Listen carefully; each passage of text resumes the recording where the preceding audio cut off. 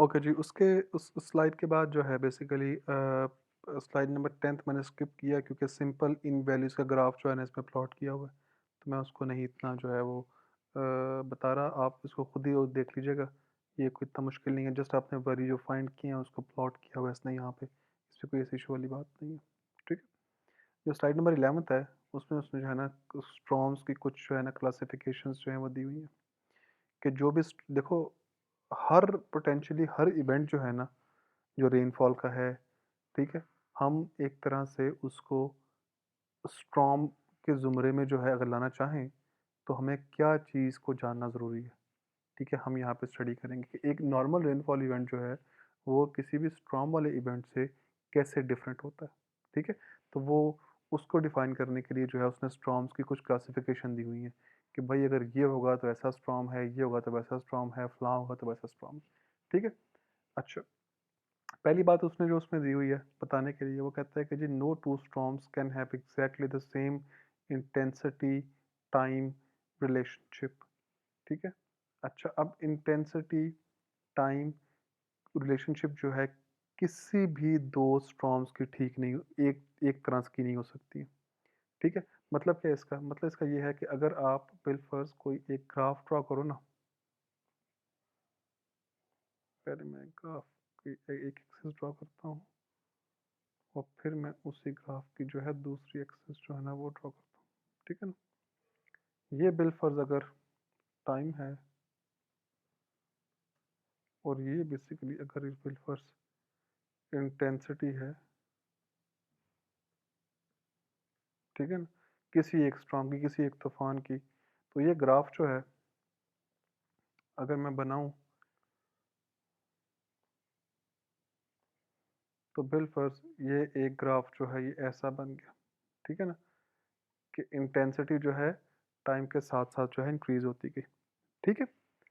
अगर कोई दूसरा स्ट्रॉम किसी जगह पे आया है, ठीक है, तो वो हो सकता है कि वो कुछ ऐसा हो, ठीक है, कि इंटेंसिटी बढ़े बाद थोड़ी कम हो जाए, सही है? किसी भी दुनिया के दो स्ट्रॉम्स की इंटेंसिटी और टाइम की रिलेशनशिप जो है वो सेम नहीं हो सकती है, ठीक है? उनमें थोड़ा बहुत डिफरेंस जो है वो होगा ही होगा, ये चीज़ आपने याद रखनी है। इंटेंसिटी टाइम रिलेशनशिप का मतलब क्या है? कि इंटेंसिटी और टाइम के बीच में ग्राफ, ठीक है, वो सेम नहीं हो सकता, ठीक है? Therefore it is important to classify them, इसीलिए हमें ज़रूरी है कि स्ट्रॉम्स को जो है वो उनको उनकी जो है क्लासिफिकेशन की जाए। अगर इंटेंसिटी टाइम जो है अगर किसी भी स्ट्रॉम का सेम नहीं आता है, तो इस वजह से हमें चाहिए कि स्ट्रॉम्स को जो है ना हम क्या करें, कि उनको क्लासिफाई करें। The most common method of grouping the storm is based on their intensity and rainfall intensity histogram. कहते हैं कि जो कॉमन है, जो सबसे कॉमन मेथड है ना स्ट्रॉम को क्लासिफाई करने के लिए, वो एक तो ये है बेस्ड ऑन देयर इंटेंसिटी, ठीक है, जैसे यहाँ पे इस वाले ग्राफ में दी हुई है। और दूसरा क्या है कि इंटेंसिटी हिस्टोग्राम। हिस्टोग्राम क्या होते हैं? ये बार ग्राफ जो टाइप जो बने हुए हैं इनको हिस्टोग्राम्स बोलते हैं हम लोग, ठीक? तो कहते हैं कि ये दो बड़े बड़े कॉमन मेथड है स्ट्रॉम्स को क्लासिफाई करने के लिए। मैं इसकी डिटेल में भी जाता हूँ, ठीक है? आगे है कि storm patterns are important because they define the shape of hydrograph. कहते हैं कि स्ट्रॉम के पैटर्न जरूरी हैं क्योंकि ये एक हाइड्रोग्राफ की शेप को जो है ना वो डिफाइन करते हैं। हाइड्रोग्राफ क्या होता है? रन ऑफ और टाइम के बीच में जो रिलेशनशिप है वो हाइड्रोग्राफ बोलते हैं। मिसाल के तौर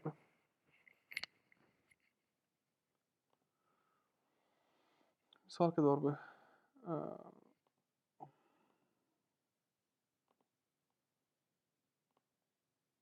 ये एक एक्सिस है,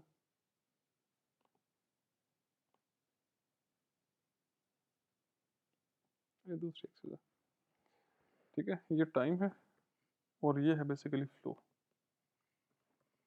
ठीक? अगर आप फ्लो और टाइम के बीच में ग्राफ बनाओगे ना, तो जो ग्राफ बनेगा वो कुछ ऐसा बनेगा, ठीक है? कि और हमने देखा है कि हमेशा फ्लो ऐसा ही होता है कि पहले थोड़ा सा इंक्रीज करता है, फिर एकदम पीक पे पहुंचता है, फिर उसके बाद डिक्रीज करता है। इसे क्या बोलते हैं आप? ये हाइड्रोग्राफ है। इसकी शेप जो है, हाइड्रोग्राफ ऐसा बनना है या हाइड्रोग्राफ जो है वो बिल्कुल ऐसा बनना है, या हाइड्रोग्राफ जो है ना वो बिल्कुल ऐसा बनना है। ओहो, ये गलती हो गई फिर से।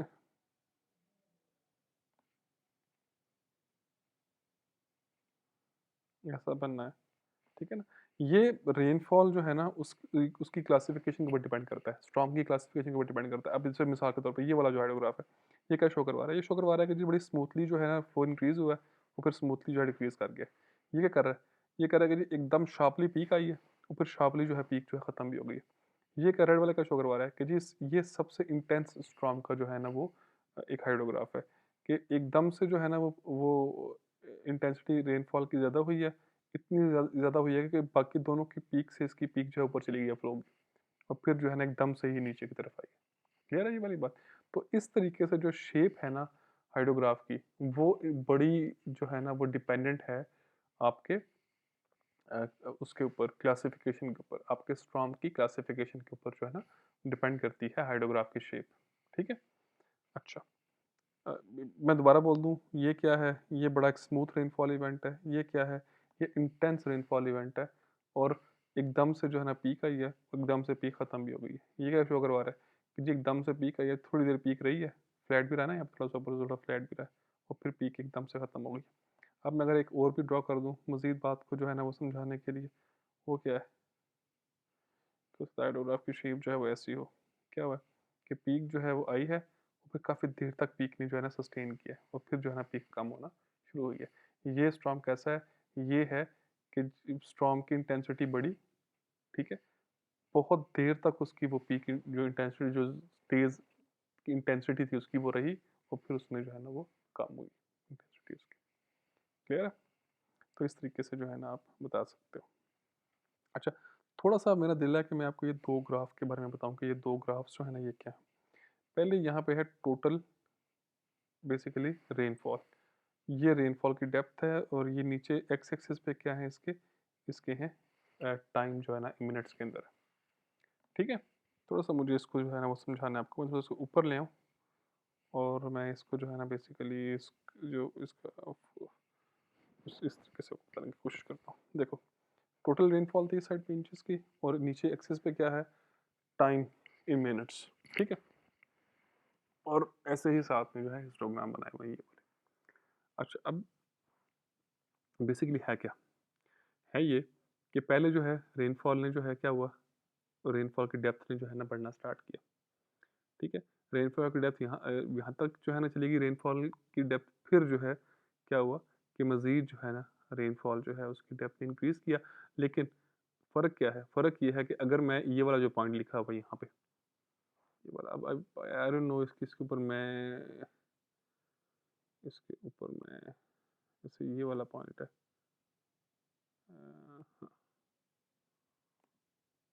जैसे ये वाला पॉइंट है, ठीक है ना, इसको मैं बिल्कुल लिख दूँ कि ये डी पॉइंट है। ये वाला पॉइंट जो है ना ये है पी, लिख दो, चलो इसको पीक हो जाएगा ना, ये वाला पीक हो।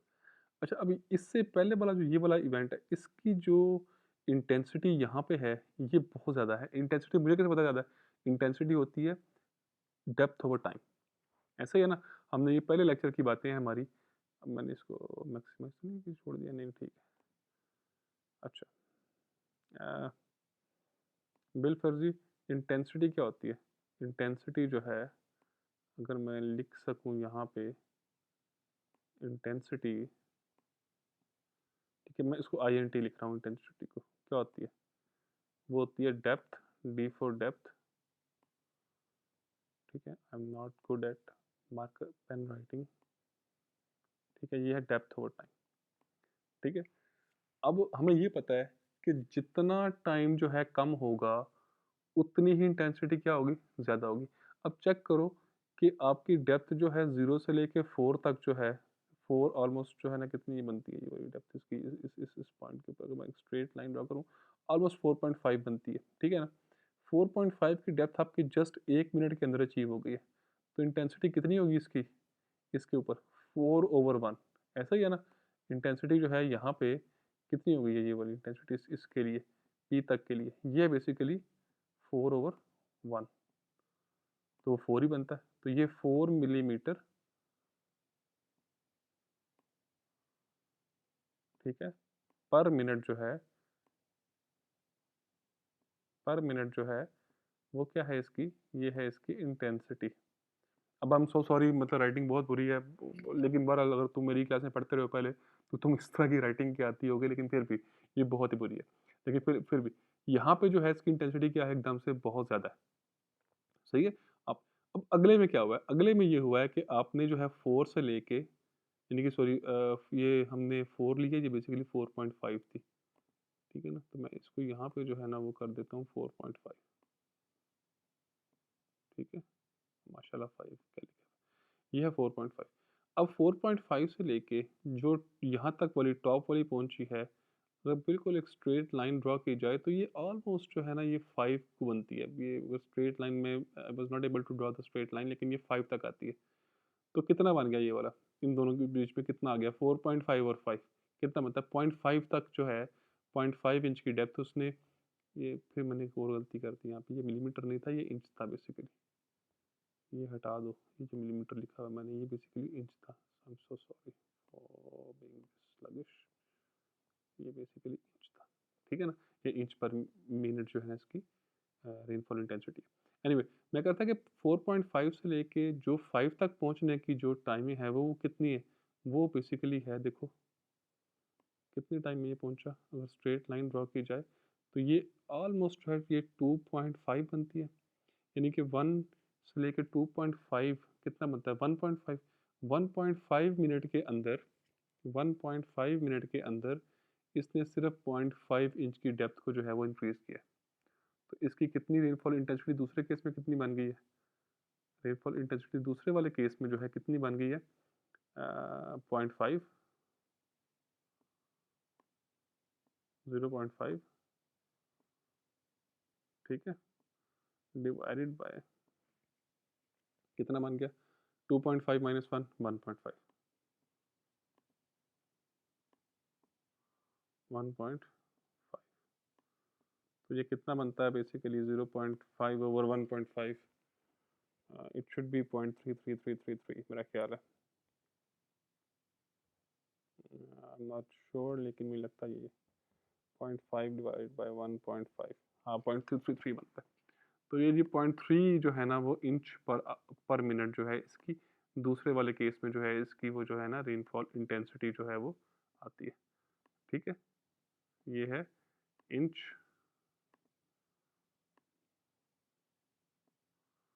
पर मिनट, ठीक। ये इसकी दूसरे वाले केस में जो है रेनफॉल इंटेंसिटी आती है। अब हमने ये सीखा यहाँ से कि रेनफॉल इंटेंसिटी जो है वो एकदम से बड़ी हाई होती है, इस वाले इस वाले रीजन में बड़ी हाई है और इस वाले में जो है ना बड़ी कम है। वैसे भी आप लोगों को एक बात मैंने पहले बताई हुई है कि जो भी ग्राफ जो है एक्स एक्सिस की तरफ टिल्ट होगा, वो उसकी जो स्लोप है वो कम होगी, और जो भी ग्राफ जो है वो वाई एक्सिस की तरफ टिल्ट होगा, उसकी स्लोप जो है वो क्या होगी, वो ज़्यादा होगी। ये याद रखनी बात आपने पहले भी मैंने शायद बोली हुई है ये वाली। देखो ये इंटेंसिटी क्या है, ये बेसिकली जो है रेनफॉल और टाइम का स्लोप ही तो है ना, डेप्थ ओवर टाइम। तो जब ये कर्व जो है वाई की तरफ होगी ज़्यादा, तो क्या होगा, इंटेंसिटी ज़्यादा होगी, और जब ये कर्व जो है जो डेप्थ और टाइम के बीच में जो है, जब टाइम की तरफ ज़्यादा होगी तो उसकी इंटेंसिटी फिर कम होनी है। ये शो भी करवा रहा है यहाँ पे, ठीक है। अच्छा, अब दूसरे वाली बात थोड़ी सी मैंने जो है ना वो क्या कर दिया, थोड़ी सी वो कर दी है। अब आई होप कि आपको इतना मसला कोई नहीं बनेगा। देखो इंटेंसिटी जो है बेसिकली वो क्या है, वो स्लोप है। मैं लिख दूँ यहाँ पे, मैं लिख देता हूँ यहाँ पे,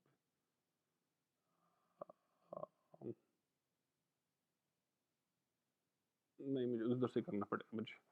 देखो जो इंटेंसिटी जो है ना, मैंने भी जो बात बोली है आप लोगों को, वो ये है कि जो इंटेंसिटी होती है ना, वो क्या होती है, वो होती है slope of depth, depth time graph, या इसको डेप्थ ड्यूरेशन ग्राफ भी बोलते हैं, ठीक है। ड्यूरेशन टाइम एक ही बात है। तो ये इंटेंसिटी जो स्लोप होती है एक ऐसे ग्राफ का जो कि डेप्थ और टाइम के बीच में हो। तो ये डेप्थ और टाइम के बीच में ग्राफ की जो ये वाली जो पहले वाला हिस्सा था, अगर मैं उसे मैक्सिमाइज करके दिखाना चाहूँ आपको, ये जो पहले वाला हिस्सा था हमने भी पढ़ा है इसके अंदर कि इस वाले हिस्से तक की जो स्लोप थी वो क्या थी, वो ज़्यादा थी। क्यों ज़्यादा थी इस वाले हिस्से तक की स्लोप? हम लोगों ने पढ़ा अभी इस बात को कि इस वाले हिस्से तक की स्लोप इसलिए ज़्यादा थी कि यहाँ पे आपने डेप्थ और टाइम को जब डिवाइड किया तो वैल्यू क्या आई? ज़्यादा आई। अब ये चेक करो कि ये जो लाइन है, ये जो पहले वाला हिस्सा लाइन का, ये ज़्यादा टिल्ट है टुवर्ड्स वाई एक्सिस, ठीक है?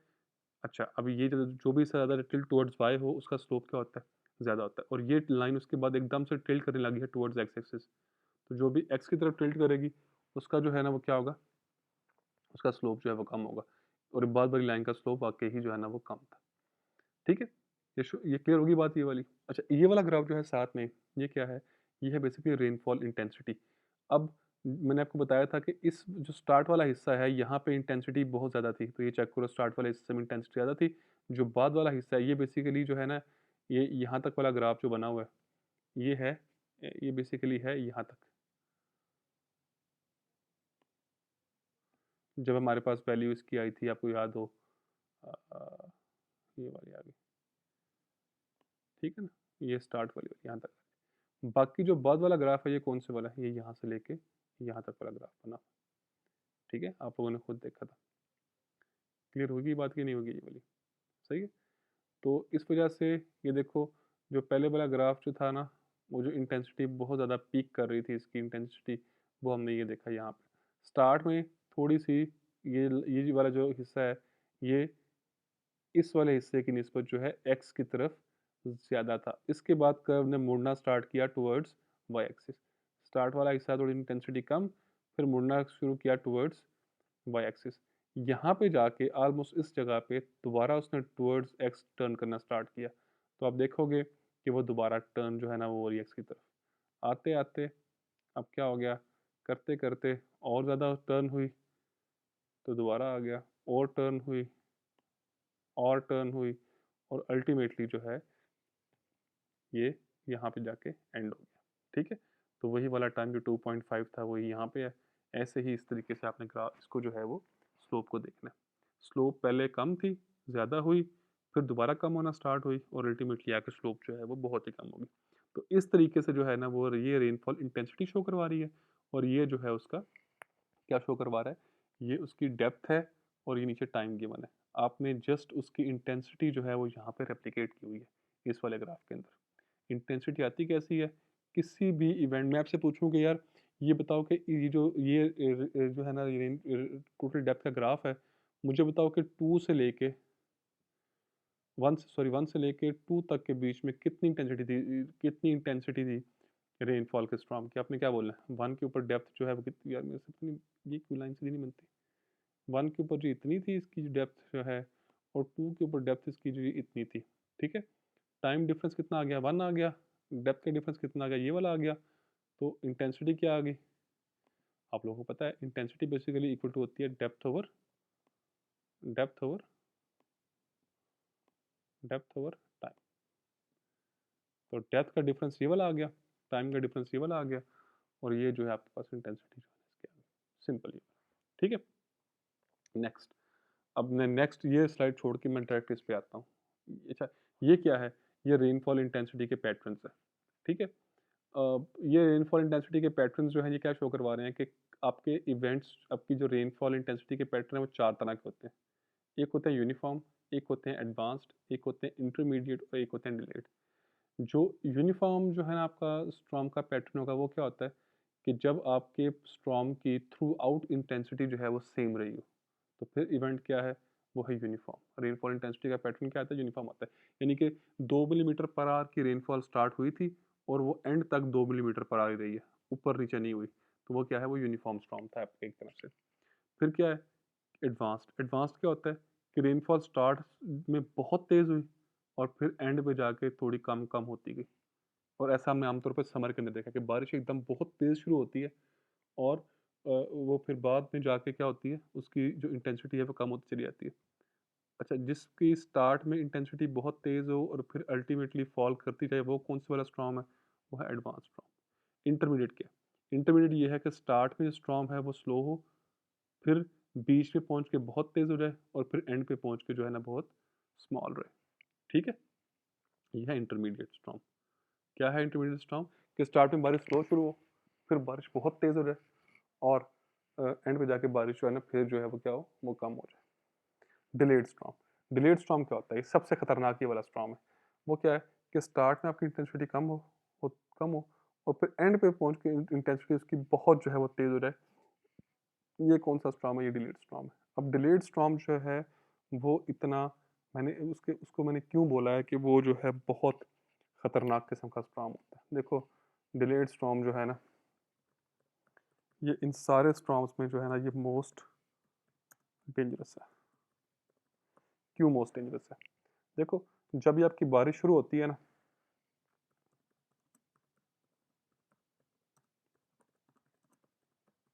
तो सबसे पहले क्या होता है कि आपका जो रेनफॉल जब आती है, तो स्टार्ट में क्या होती है कि आपकी जो ज़मीन है ना, आपकी जो सॉइल है जिसके ऊपर गिर रही होती है, वो सैचुरेट करना शुरू कर देती है, ठीक है? अच्छा, अब जब रेनफॉल के होने से सॉइल जब सैचुरेट पूरी हो जाए, उसके बाद क्या होता है? उसके बाद रन ऑफ बनता होता है, सही है? ये खतरनाक इसलिए है कि स्टार्ट में रेनफॉल जब होती है, तो सॉइल सैचुरेट होती जाती है। अब जब पीक आएगी ना, तो उस टाइम सारी सॉइल क्या हो चुकी होगी? वो सैचुरेट हो चुकी होगी। तो अब जो पीक आएगी, अब पीक को आप अब जो है ना उसका सारा रन ऑफ ही बनेगा। वो अब उसका रन ऑफ ही बनेगा, उसमें से पानी ज़मीन के अंदर नहीं जाएगा। जो रन ऑफ बनेगा ना इस केस में, डिलेड केस में, बड़ा इंटेंस होगा, ठीक है? इसलिए इसका जो रन ऑफ है, वो इंटेंस होने की वजह से बोला जाता है कि जी ये डिलेड स्टॉर्म है ना, ये सबसे खतरनाक स्टॉर्म है। इसमें क्या है एडवांस में? एडवांस में ये था कि जब आपके स्टार्ट में रेनफॉल बहुत तेज़ आई, तो उसी तेज़ का बहुत सा हिस्सा जो है वो ज़मीन ने अपने लिए यूज़ कर लिया सैचुरेट होने में। अब जब बाद में सैचुरेट हो गई ज़मीन, तो बाद में जो है रेनफॉल थोड़ी कम ही रहेगी, तो रेनफॉल का जो रन ऑफ बनेगा ना इतना ज़्यादा नहीं बनेगा, तो आप सेफ रहोगे। ये वाला केस भी जो है ना लाइकली जो है ना ये भी बहुत सेफ केस है, क्योंकि स्टार्ट में जब रेनफॉल कम हुई, तो सॉइल ने सैचुरेट करना स्टार्ट किया। हो सकता है कि सॉइल पूरी सैचुरेट ना हुई हो, तो जब पीक आएगी तो थोड़ी बहुत स्टिल उसके पास जो है जगह होगी पानी को एब्जॉर्ब करने के लिए, ठीक है? तो पीक इसकी भी एब्जॉर्ब हो जाएगी, इसकी पीक भी एब्जॉर्ब होगी, इसकी पीक भी एब्जॉर्ब होगी, इसकी पीक जो है ना एब्जॉर्ब नहीं कर सकती सॉइल। वजह क्या है कि सॉइल पहले ही जो है वो बहुत सा पानी जो है वो एब्जॉर्ब कर चुकी है। अब जो भी पीक आएगी उसका रन ऑफ ही बनेगा। तो इस केस में रन ऑफ जो है वो बहुत इंटेंस बनेगा और फ्लड्स भी जो है ना वो जनरेट हो सकते हैं अगर आपकी रेनफॉल ज़्यादा हुई होगी। और इनफैक्ट बाय द वे अमूमन ये क्या होता है कि ये जो डिलेड स्टॉर्म है, ये अमूमन जो है बड़ा खतरनाक होता है, बिकॉज़ इसकी जो पीक होती है वो सारे की सारी रन ऑफ में कन्वर्ट होती है, ठीक है? तो ये बेसिकली इसलिए कहते हैं कि डिलेड स्टॉर्म जो है it's a very very dangerous sign, ठीक है? ओके। इसके बाद ये आपकी असाइनमेंट है, मैंने पहले दी हुई थी, आपने गेस करना है इसके अंदर। बहुत सिंपल है ये वाला, मैं इसको जो है दोबारा नहीं आ रहा है इसके अंदर। एंड वाला जो है ना ये वाली, ये बेसिकली है आपकी एक बहुत सिंपल सा एक जो है ना न्यूमेरिकल है, जिसको जो है ना आपने थीसन पॉलीगॉन मेथड से सॉल्व करना है। थीसन पॉलीगॉन मेथड जो है अब लास्ट सेमेस्टर में आपने सॉल्व किया हुआ होगा, कोई ऐसी इसमें इशू वाली बात नहीं है। थीसन पॉलीगॉन के लिए ये गिवन दी हुई है, ये एरिया है, ये उसकी जो है ना साथ में जो रेनफॉल की डेप्थ है, ये एरिया रेनफॉल की डेप्थ है, ये एरिया रेनफॉल की डेप्थ है, so on and so fourth. आपने सिंपल जो है इस फॉर्मूले को यूज़ करते हुए टोटल एरिया कैसे फाइंड करोगे? सारे एरियाज़ को ऐड करके, फिर A1 कोई इनमें से जो A1 है, उसके साथ में जो उसकी रेनफॉल की डेप्थ है, उसको ज़रब दे के, प्लस A2 जो है, उसके साथ उसकी रेनफॉल की डेप्थ को ज़रब दे के, सारों को ऐसे करके ऐड कर देना है और डिवाइड कर देना है टोटल एरिया के साथ। तो बेसिकली आपकी जो है क्या आ जाएगी? रेनफॉल की डेप्थ आ जाएगी, जो कि एवरेज डेप्थ है ओवर द एंटायर वाटरशेड, ठीक है? ये उसने यहाँ पे किया हुआ है। बहुत सिंपल है ये वाला, आपने इसको जो है ना वो सॉल्व करके मुझे जो है ना बताना है, ठीक है? इतना कोई इशू नहीं है इसके अंदर। तो ये बेसिकली था ना, ये आपका लेक्चर नंबर 4 था, ठीक है? उसका पार्ट 2 था। तो इसमें कोई किसी किस्म का क्वेश्चन हो तो please do ask. I hope कि इसमें कोई ऐसी इशू वाली बात ऐसे है कोई नहीं, ठीक है? तो I wish you guys all the best. अब इसके बाद जो है आपका लेक्चर 5th जो है मैं अपलोड करूँगा और 6th भी साथ में कर दूँगा। तो 5th तक जो है वो आपका मिड है, सही है? 5th तक जो है आपका मिड है, हम उसमें जो है ना आपको कोई सवाल दे के जो है आपसे असाइनमेंट दे के आपसे मिड जो है ना ले लेंगे, ठीक है। तो इंशाल्लाह मुझे उम्मीद है कि नेक्स्ट वीक में आपका लेक्चर जो है वो 5-6 अपलोड हो जाएंगे। उसके बाद जो है उसी टाइम मैं आपको असाइनमेंट दे दूंगा और अगला पूरा वीक होगा आपके पास उसको उसको जो है सॉल्व करने में, ठीक है। तो फ्राइडे तक आपको जो है ना वो जमा करवाना पड़ेगा। सही। I wish you guys all the best.